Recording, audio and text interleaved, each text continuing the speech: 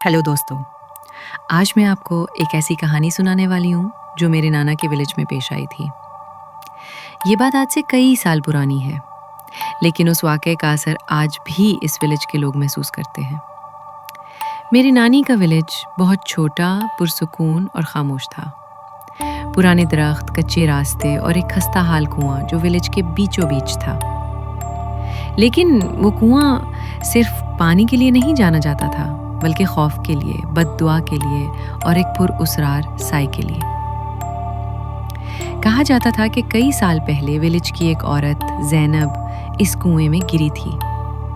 कुछ लोग कहते हैं उसने खुद छलांग लगाई और कुछ कहते हैं किसी ने उसे धक्का दिया था। तब से वो कुआं बंद कर दिया गया, लेकिन हर चांद रात को उस कुएं से एक औरत के रोने की आवाज़ आती थी, मुझे निकालो, मैं भी जिंदा हूँ।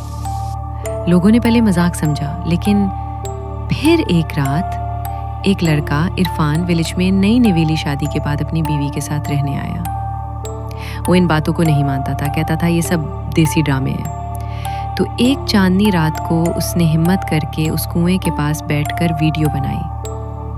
हंसी मजाक में कहा, ज़ैनब बीबी अगर हो तो आके मिल लो।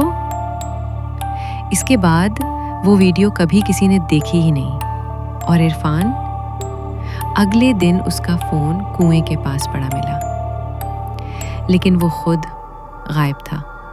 ना कोई आवाज़, ना कोई निशान। आज भी जब चांद पूरी होती है, विलेज वाले उस रास्ते पर चिराग जला देते हैं और कुआं अब भी बंद है, लेकिन रात को कभी कभी एक औरत की आवाज़ अब भी आती है, मैं अभी जिंदा हूँ। कहानियाँ गुजरती नहीं, वो विलेज की फ़ज़ा में बस जाती हैं।